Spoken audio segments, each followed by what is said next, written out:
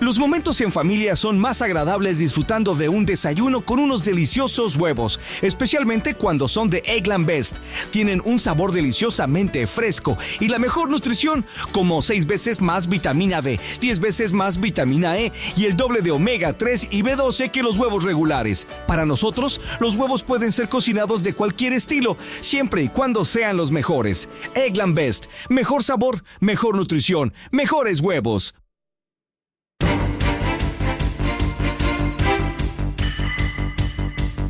Mañanas en Libertad, con Luis del Pino.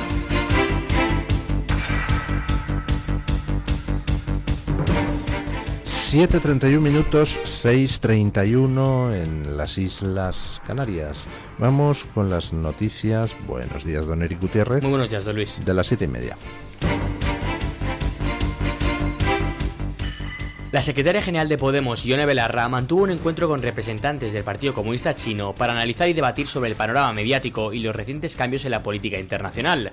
La propia Belarra confirmó la reunión a través de su cuenta en la red social X. Según explicó, la cita fue fructífera e interesante y permitió intercambiar perspectivas sobre la evolución de las dinámicas políticas y mediáticas a nivel global, abordando cuestiones clave relacionadas con la comunicación y la influencia en las esferas internacionales. Junto a Belarra participaron la eurodiputada Irene Montero, así como Pablo Iglesias, fundador del partido, lo que evidencia la relevancia del encuentro para la formación morada. ¡Ay, qué bonita imagen!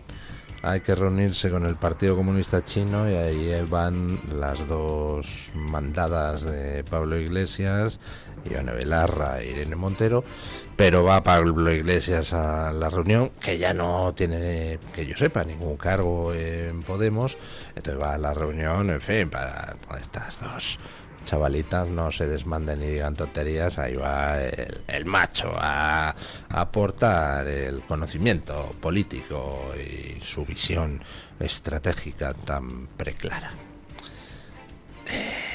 Es una imagen, querido Pablo, un tanto machista, ver cómo estás ahí para controlar a tus dos pupilas. Psst. Bueno, resulta curioso lo de Pablo Iglesias, porque en fin, le gusta encontrar oídos dispuestos a escuchar sus necesidades en todas las dictaduras. Pablo Iglesias, como saben ustedes, tenía un programa Fort Apache en la televisión pública iraní. Es decir, Pablo Iglesias cobraba de ese régimen que mata a mujeres de una paliza por no llevar el velo bien puesto, de ese régimen en el que la homosexualidad se castiga en algunos casos con la pena de muerte, de ese régimen donde estamos batiendo este año todos los récords de ejecuciones, entre ellos, por ejemplo, el de mujeres que simplemente pues habían cometido el error de tener una aventura extramatrimonial. En Irán se mata a las mujeres, se mata a los homosexuales, pero a Pablo Iglesias no le importaba cobrar del régimen iraní, y además lo explicaba él mismo en una conferencia diciendo que hay que cabalgar contradicciones. Ya, contradicción ninguna, a ti te debe de molar todo eso. Ahora, Pablo Iglesias y sus dos minions, Yone Belarra e Irene Montero, se reúnen no ya con el gobierno chino, con el Partido Comunista Chino, para que quede claro que ellos van a fuera máscaras. Se reúne con ellos para hablar del panorama político y mediático español. ¿Qué quiere eso decir? Pues para empezar quiere decir que Pablo Iglesias debe de ser que ahora tiene difícil que le suelte pasta a Irán, y ahora pues a lo mejor está buscando que le suelte pasta a China. Hombre, si está Zapatero brujuleando, ¿por qué no Pablo Iglesias? Pablo Iglesias no tiene ningún problema con que China esté llevando a cabo un genocidio en la región de Xinjiang con los uigures, a 1 millón de los cuales ha encerrado en campos de reeducación. Uigures a los que se somete, por ejemplo, a prácticas de esterilización forzosa o aborto forzado. para tratar de disminuir la proporción de uigures dentro de la provincia. Uigures a los que no se les deja profesar su religión ni realizar ningún tipo de actividad relacionada con su cultura, y se les obliga a adoptar la cultura Han, mayoritaria en China. Por supuesto, a Pablo Iglesias no le importa ese genocidio. Eso sí es un genocidio. Pablo Iglesias lo que hará será, a través de sus minions, alzar la voz para acusar a Israel de genocidios inexistentes, mientras le vemos fotografiarse con los responsables de genocidios reales. Bueno, pues, hombre, no sé, no creo que nadie se sorprenda, ¿no?, viendo a comunistas reunirse con comunistas. Más sorprendentes son algunas otras reuniones del Partido Comunista Chino, por ejemplo, la que celebraron en 2013 con la entonces secretaria general del Partido Popular, María Dolores de Cospedal, que firmó un acuerdo de colaboración entre el PP y el Partido Comunista Chino.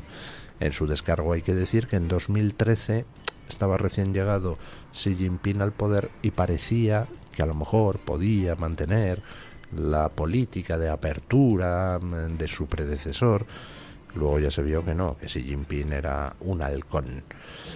Pero nunca se ha hecho público que se haya roto ese memorando de entendimiento entre el PP y el Partido Comunista Chino. Tengo verdadera curiosidad. Le tengo que preguntar al señor Feijóo si algún día le veo. ¿Han denunciado ustedes públicamente ese acuerdo y lo han roto, o sigue ahí en un cajón dormido? Bueno, la Audiencia Nacional abre juicio oral a 2 exdiputados del PP por cohecho y organización criminal. La Audiencia Nacional ha dictado auto para enviar a juicio a los exdiputados del PP Pedro Ramón Gómez de la Serna y Gustavo de Aristegui, acusados de participar en una trama que obtuvo contratos millonarios en Argelia a cambio de comisiones ilegales. Se les atribuyen los delitos de corrupción en transacciones comerciales internacionales, cohecho pasivo, falsedad documental y pertenencia a organización criminal, al haberse valido presuntamente de sus cargos públicos para facilitar los acuerdos bajo sospecha.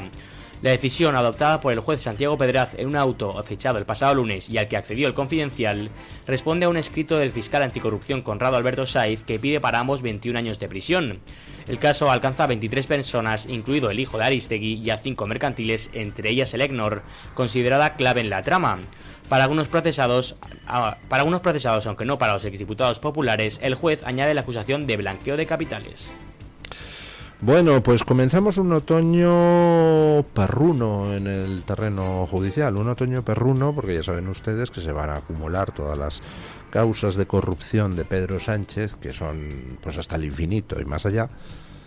Y en paralelo, pues están empezando a llegar a juicio causas contra el Partido Popular, bien a nivel nacional, bien a nivel autonómico en algunos sitios.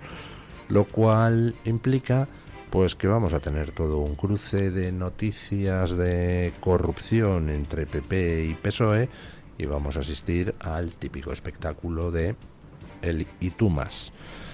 Aquí hay que aclarar 2 cosas. Primero, pues el caso que afecta a estos 2 exdiputados del PP, uno de ellos, pues el señor Aristegui, que tiene y ha tenido numerosos contactos internacionales, ha trabajado como embajador de España en distintos países, fue diputado del PP, etcétera.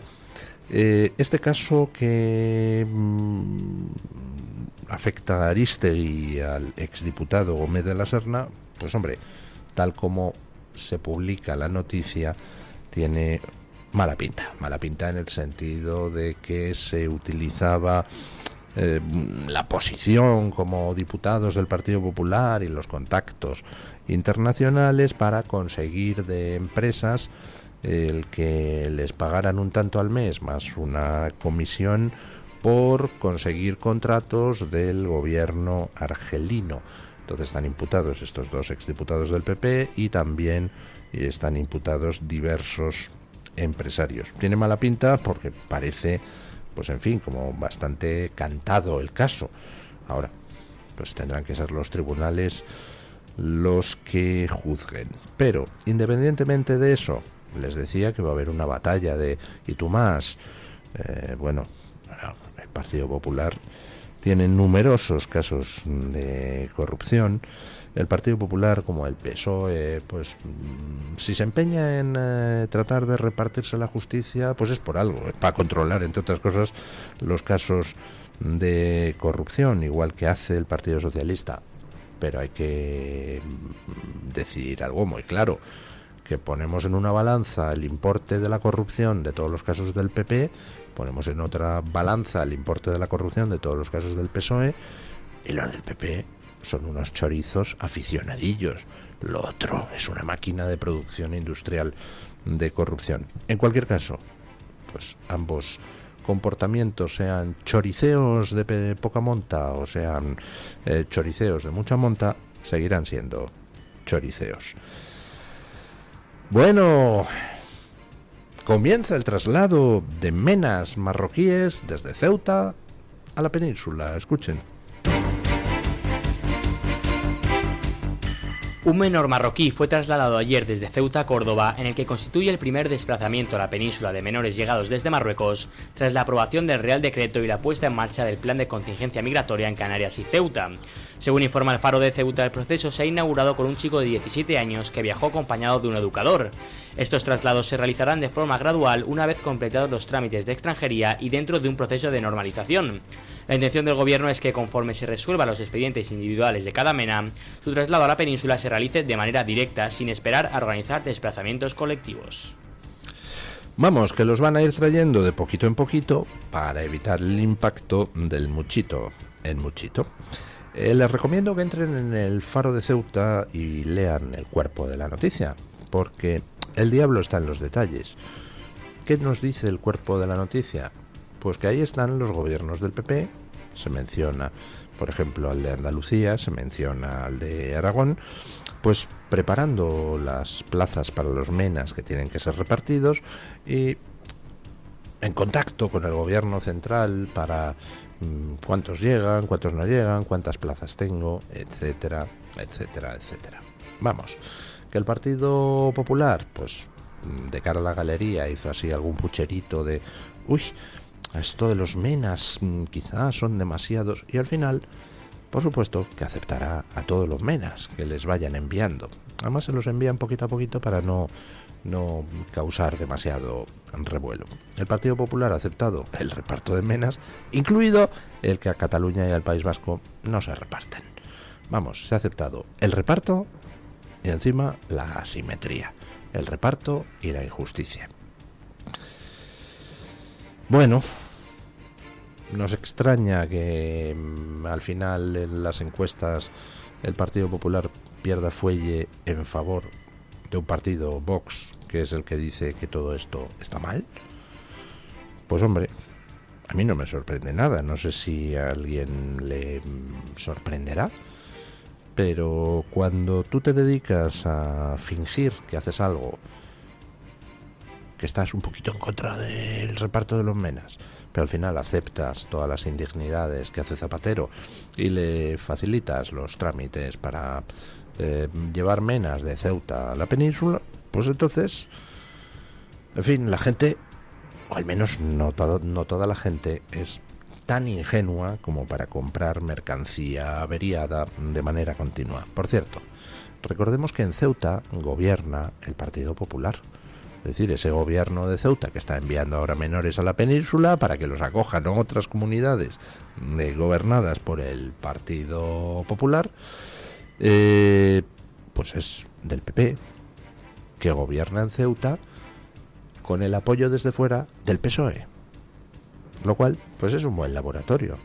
Va a ser lo que pase después de las próximas elecciones. Podía haber gobernado con el apoyo de Vox, haber hecho un gobierno conjunto con Vox, pero evidentemente eso hubiera exigido un cambio total de políticas en Ceuta, y en concreto un cambio en favor de ser infinitamente más riguroso con el tema migratorio. El PP ha preferido en Ceuta pues no gobernar con Vox, aunque podía, y tener apoyo desde fuera del Partido Socialista. Bueno, y mientras tanto, ¿qué pasa en ese país del...? Por cierto, una última pregunta. Ese menor de 17 años que se traslada a la península, ¿sabemos que tiene 17? ¿Por qué? ¿Tenemos los papeles del menor? ¿Se le han hecho pruebas médicas? Dentro del expediente de extranjería, ¿qué procedimientos se han puesto en marcha para averiguar quiénes son los padres del menor en Marruecos y que se encarguen los padres de su cuidado? ¿Se ha hecho algún procedimiento para garantizar que el gobierno marroquí nos reembolse todo el dinero empleado en el menor? ¿Ese educador que acompañaba al menor en un avión, a qué ONG pertenece o a qué administración? ¿Cuánto nos va a costar la estancia del menor aquí, a gastos pagados? Bueno, mientras tanto, en el país del que ese menor viene, es decir, Marruecos, pues este fin de semana, sorprendentemente, se han producido choques de manifestantes jóvenes y la policía. Han empezado protestas en Marruecos, según la CNN, escuchen. Manifestantes, en su mayoría jóvenes, se enfrentaron a la policía durante el fin de semana en una de las mayores protestas antigubernamentales en Marruecos de los últimos años, denunciando lo que consideran las prioridades equivocadas del Ejecutivo.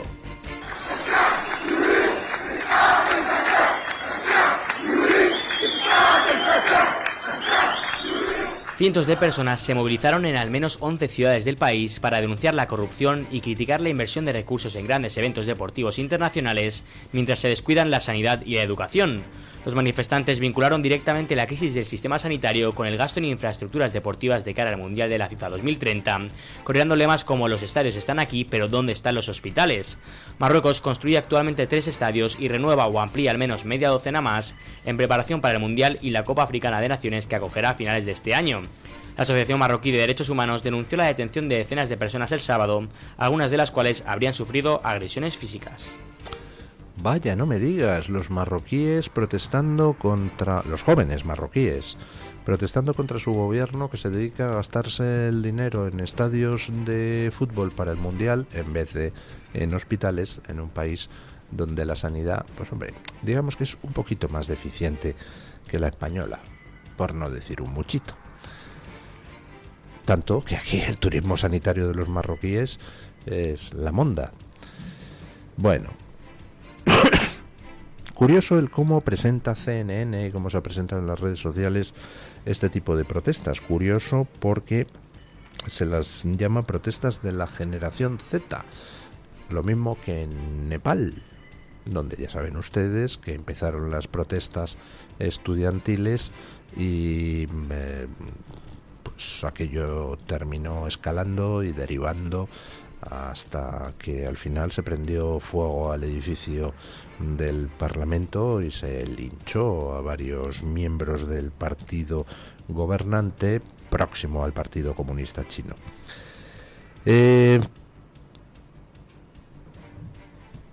¿Cómo se han organizado estas protestas? Pues parece ser que son protestas organizadas a través de las redes sociales, lo cual no es decir mucho, lo sé. A través de las redes sociales, pues la gente puede espontáneamente hacer cosas o puede haber gente incitando a hacer cosas.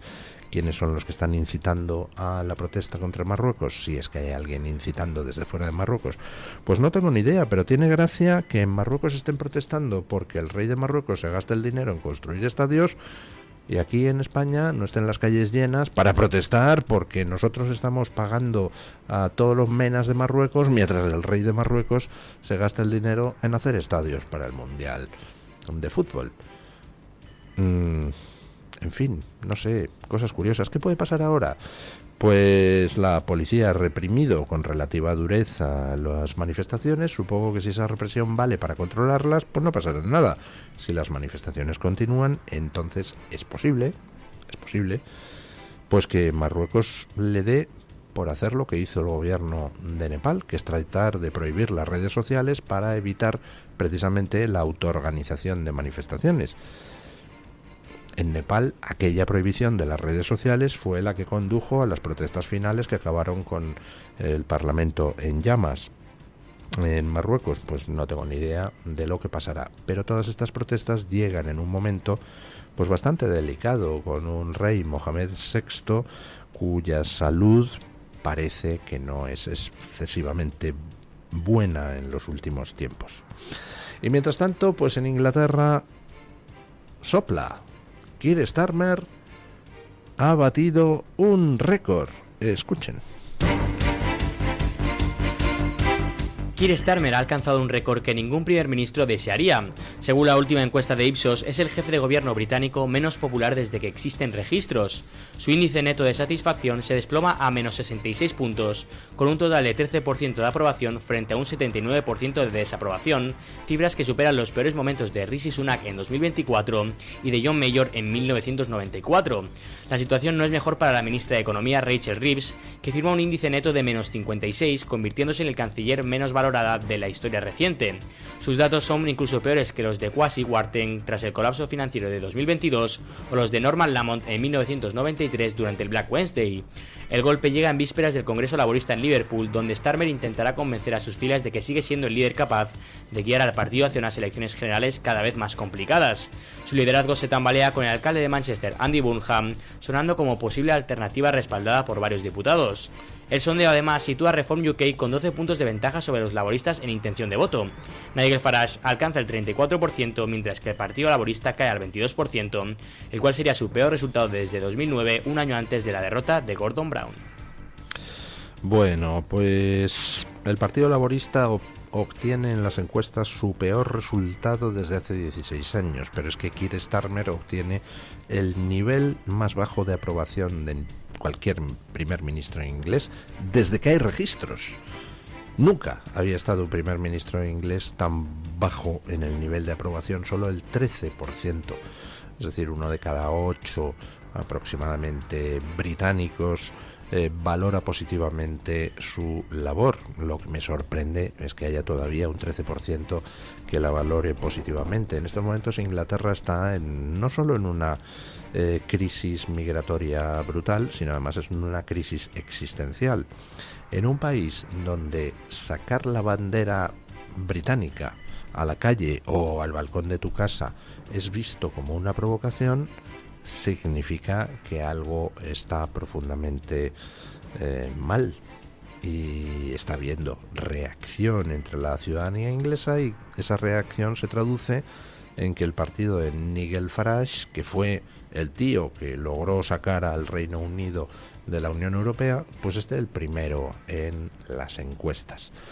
Vamos a ver cómo evolucionan las cosas, pero en el Reino Unido hay una particularidad, y es que como son distritos uninominales, pues los diputados suelen ser bastante poco tolerantes, aunque sean muy fanáticos algunos, bastante poco tolerantes con los primeros ministros que les ponen en riesgo su carrera política. Cuando dependes directamente del voto del ciudadano, pues entonces no te puedes refugiar en hacerle la pelota al líder. En España, como las listas de los partidos las elabora el líder, le haces la pelota al líder y da igual cómo te vea el ciudadano. Tú encuentras acomodo en las listas. En el Reino Unido eso no vale de nada.